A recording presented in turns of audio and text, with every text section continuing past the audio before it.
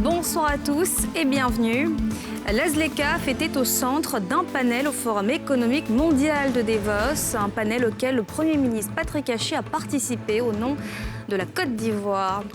Le rond-point d'Abobo est en travaux depuis 2021. Nous sommes allés constater l'état d'avancement du chantier. Vous allez voir qu'il sera opérationnel plus tôt que prévu.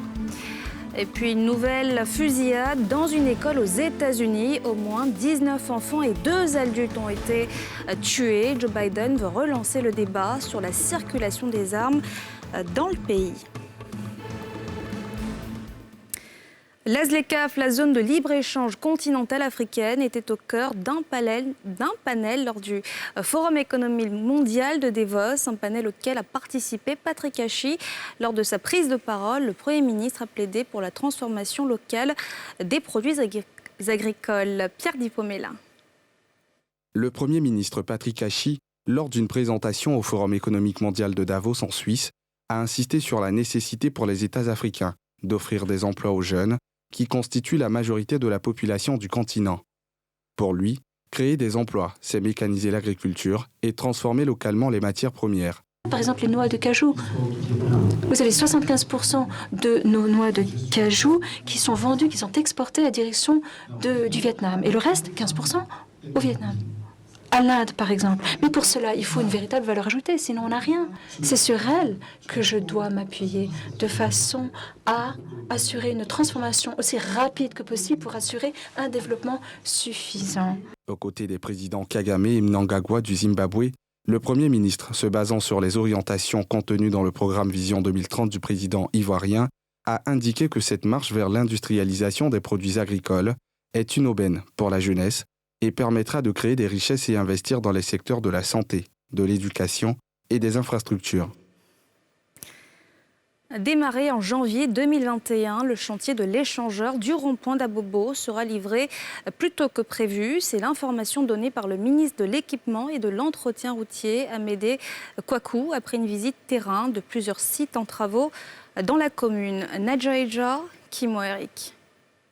Un tunnel long de 200 mètres en 2 fois 3 voies, c'est l'ouvrage en cours de réalisation au rond-point de la commune d'Abobo. Des travaux d'aménagement routier qui impliquent un système d'évacuation des eaux pluviales et la construction en hauteur d'un espace de spectacle. En plus de ce chantier, un échangeur est en construction au niveau de Makassi, entrée principale de cette commune par Adjamé. Des travaux qui avancent bien selon le constat sur le terrain du ministre de tutelle. Ce chantier va permettre de décongestionner la circulation sur cet axe principal. Donc allant d'Adjamé pour traverser tout Abobo et aller du côté d'Anyama. Nous sommes très heureux parce qu'en dehors du tunnel, il va y avoir une belle esplanade en haut qui pourra donc permettre à toute la population de venir participer à des fêtes. Le chantier avance bien, les cadences seront tenues. Ce chantier est prévu pour durer environ 30 mois, mais nous avons échangé avec l'entreprise, un PFO qui réalise les travaux, pour que ce délai soit raccourci. La première magistrate de la commune, Candia Camara, présente au cours de cette visite de contrôle, a exprimé sa satisfaction quant à l'impact qu'auront ces infrastructures routières sur les populations au terme de leur réalisation. Ces travaux vont leur permettre demain à ces populations d'être plus heureuses.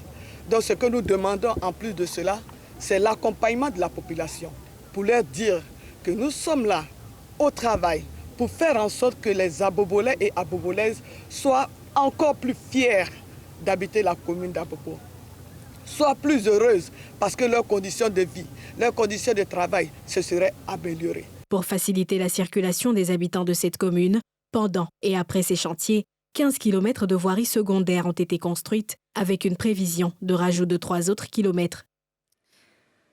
L'actualité, c'est aussi les coupeurs de route qui continuent de sévir en Côte d'Ivoire. 4 ont été arrêtés sur le tronçon Niakara-Korogo avec en leur possession plusieurs armes, comme le témoigne ce récit de Thiemé Danger.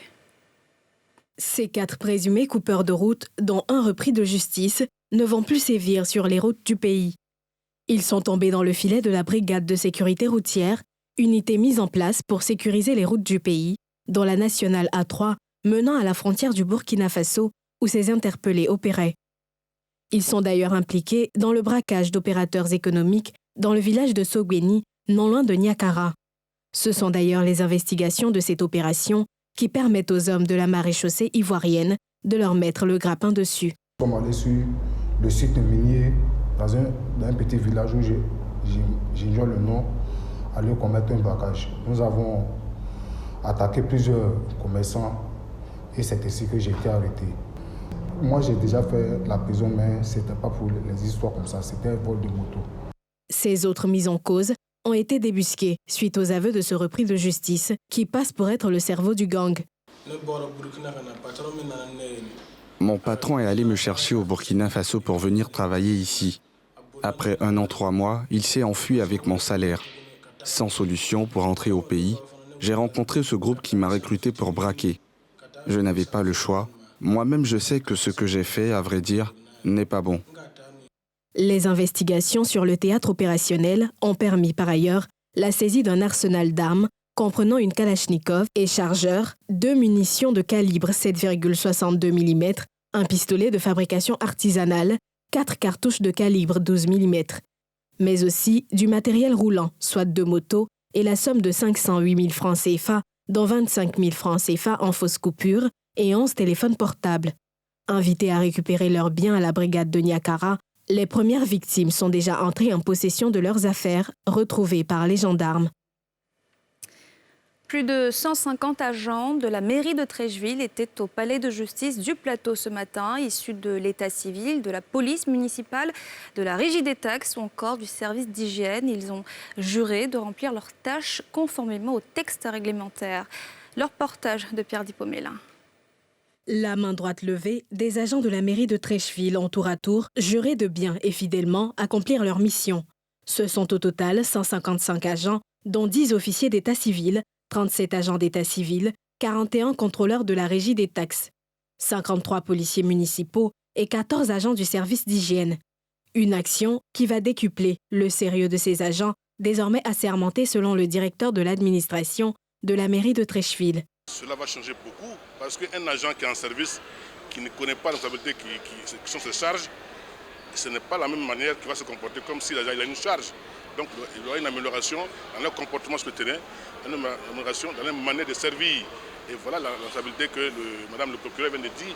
En cas de défaillance, ils vont se retrouver ici. Alors, comme ils n'ont pas envie d'être là, ils vont se comporter en homme responsable. Le premier adjoint au maire a appelé ses collaborateurs à mériter la confiance de la population. C'est donc un appel que je voudrais lancer à tous ceux qui ont eu la chance aujourd'hui de prêter serment devant les hommes et même devant Dieu. Et quand vous avez, comme je disais tout à l'heure, écouté Madame le procureur, vous vous rappelez de vos responsabilités et vous avez le devoir de mettre tout en œuvre pour être à la hauteur des attentes des populations. Cette prestation de serment s'est faite conformément à la loi 2018-862 du 19 novembre 2018 relative à l'état civil. Pour beaucoup, ce sont les meilleures parties du poulet, les pattes ou encore les boyaux. Incursion dans une boucherie à Abidjan. Vous allez voir, ces déchets pour certains représentent de l'or pour d'autres. Leur reportage de Pierre Dipomélin et Fulgence Kissiedo. Treichville, marché de volailles.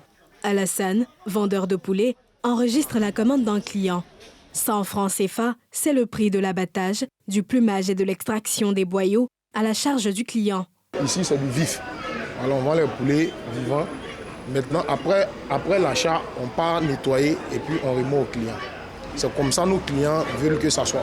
En temps normal, il doit payer 100 francs pour nettoyer le poulet.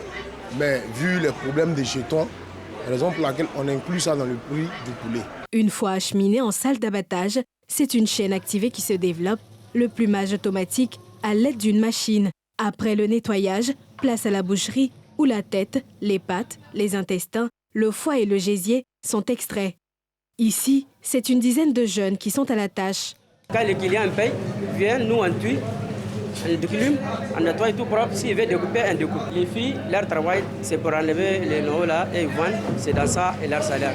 Mais là, les garçons, par jour, il y a d'autres qui gagnent, quand ça marche, 2000, ça ne marche pas comme ça, c'est 1500, 1500 francs. Si les garçons de cette boucherie sont payés 2000 francs par jour, les filles, elles, ne perçoivent pas de salaire classique.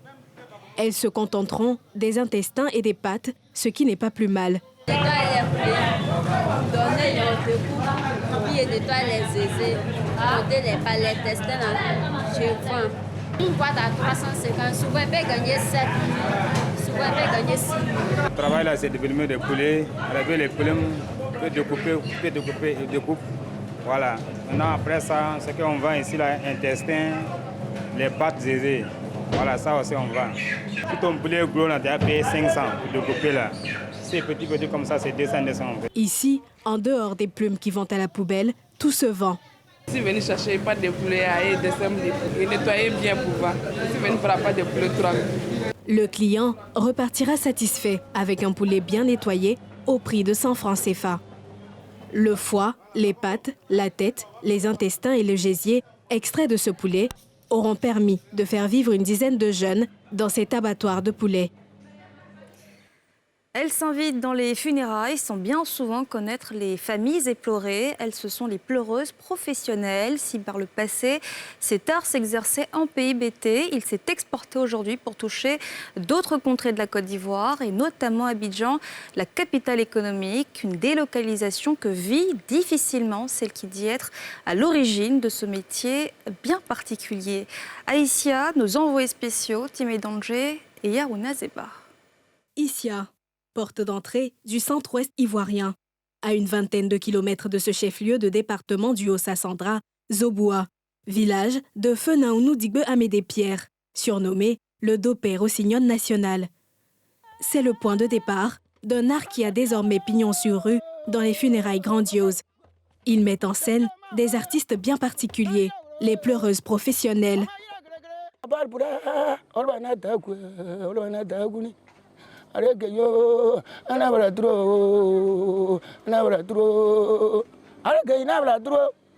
Qu'est-ce que tu vas devenir? Hein? Qui a tué mon frère? Et qui m'a fait ça? Où je vais rester? Je suis malheureux. Ces airs se sont depuis exportés et professionnalisés avec la touche du tam-tam, des danseuses et des choristes pour en faire un art vivant, complet.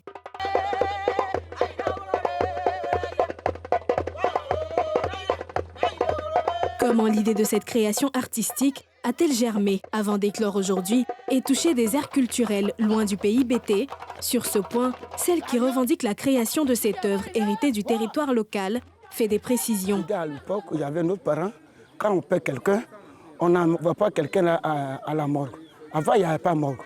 On met la personne là, un garçon 4 jours, femme 3 jours, et puis on s'en va enterrer. Quand je quitte, à mon mariage, je viens et mon frère là, il me donne à manger. Et on vient de me dire aujourd'hui, mon frère n'est plus. En tout cas, je prends le feu pour me brûler. Et puis je prends les feuilles, ça y est en brousse. Et puis je prends ça pour me gratter. Quand tu vois le sang, tu sais que tu as pleuré pour ton frère. À l'époque, c'était ça. Mais maintenant, ce n'est plus ça. Maintenant, il y a trop de morgue. Donc, les gens ne considèrent pas ça. Autre interrogation, pourquoi s'inviter à des funérailles sans aucun lien avec la famille éplorée? Là encore, la cinquantenaire fait des précisions. Quand ils ont l'argent, ils ne viennent pas aux funérailles. Tu vois, non? Maintenant, quand ils envoient, ils meurent là-bas, ils envoient le corps là. Le corps reste sur la bâche, il n'y a personne. Par exemple, tu peux aller me chercher avec mes groupes, j'ai masque, j'ai tout. Et puis je viens, on est en train de jouer jusqu'à petit matin. On s'en va enterrer ton papa, ou bien ça va enterrer ta maman. C'est comme ça. C'est la parole. Ça veut dire que cette famille, tu le connais? Ah mais tu t'engages. Je fais acrobatie. Et puis je m'assois. Et puis je pleure à la personne. Quand je finis là, je fais sortir tam-tam. Et puis je joue jusqu'au petit matin. Aujourd'hui, les pleureuses professionnelles ont dépassé les frontières de Zoboua et partant du Haut-Sassandra. Si cet art a pignon sur rue dans les funérailles grandioses, la créatrice dit n'en avoir pas tiré grand profit. Puis, elle s'estime spoliée de son œuvre et crie alors sa colère. C'est maintenant que je vois que dans les funérailles des gens, ils disent qu'ils sont pleureux, les pleureuses internationales. Ce n'est pas eux qui ont créé ça. Moi-même, j'ai créé ma chose là. Je suis là. Les gens passent sur mon dos pour bouffer. Moi, je n'ai rien. Où je suis présentement, je souffre. J'ai mal aux pieds. Mais quand tu fais la personne qui fait quelque chose, viens le voir d'abord.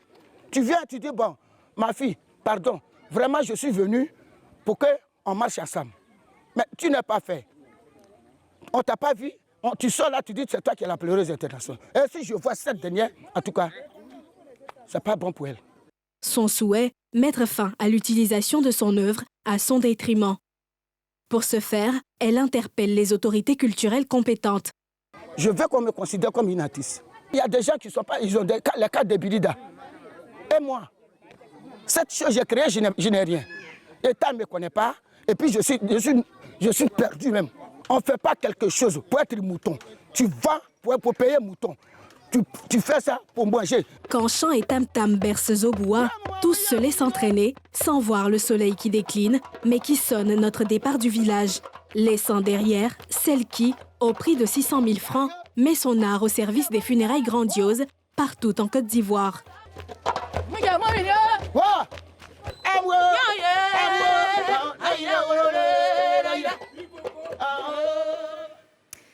Et puis aux États-Unis, les États-Unis sont endeuillés après une fusillade dans une école au Texas. Au moins 19 enfants et 2 adultes ont été tués. Le président Joe Biden s'est dit consterné et fatigué de ces crimes. Pierre Dipomella. L'école primaire Robb à Uvalde, une ville du Texas située entre San Antonio et la frontière mexicaine, a été le théâtre d'une tuerie mardi 24 mai. Un jeune homme de 18 ans a ouvert le feu dans des salles de classe, faisant 21 morts, dont 19 enfants et 2 adultes, parmi lesquels une enseignante. Identifié comme Salvador Ramos, de nationalité américaine, l'assaillant a été abattu par la police, ont précisé des responsables texans de la sécurité publique. Les motivations du tueur sont jusque-là inconnues. Pourquoi sommes-nous prêts à vivre avec ce carnage? Pourquoi continuons-nous à laisser faire? Ou pour l'amour de Dieu et notre courage d'y faire face et de tenir tête au lobby? Il est temps de transformer cette douleur en action, pour chaque parent, pour chaque citoyen de ce pays. Nous devons faire comprendre à tous les élus de ce pays qu'il est temps d'agir. J'avais espéré qu'en devenant président, je n'aurais pas à me retrouver dans cette situation encore une fois. Un nouveau massacre, Uvalde, Texas, une école primaire, de beaux et innocents élèves de seconde, 3e et 4e année. Et combien de petits-enfants qui ont été témoins de ce qui s'est passé, voyant leurs amis mourir, comme s'ils étaient sur un champ de bataille, pour l'amour de Dieu. Une chape de plomb recouvre la ville d'Uvalde, au Texas, où les habitants sont partagés, entre deuil, effroi et stupeur, au lendemain du massacre. Les choses comme ça n'arrivent jamais ici. Donc quand on entend quelque chose comme ça, on veut se pincer et se réveiller de ce terrible cauchemar. Et j'ai essayé de me pincer plusieurs fois, mais ça ne marche pas. Si j'ai dormi 1 heure la nuit dernière, c'est beaucoup parce que dès que j'ai commencé à m'assoupir, j'ai commencé à penser ou à recevoir des photos de mes amis, de mes proches. Cette ville est blessée. Cette fusillade de masse est la 222e en l'espace de 144 jours aux États-Unis. Elle reste l'une des plus meurtrières perpétrées dans une école primaire après celle de Sandy Hook, qui a fait 26 morts, dont 20 enfants, en 2012. Encore une fois, ce drame relance le débat sur la possession d'armes à feu aux États-Unis d'Amérique. Le président américain Joe Biden s'est dit consterné et fatigué de ces crimes à répétition et appelle à une action contre les lobbies de l'armement. Et voilà, c'est la fin de ce journal. Merci de l'avoir suivi. Excellente fête de l'Ascension à tous les catholiques de Côte d'Ivoire. Excellente soirée à tous.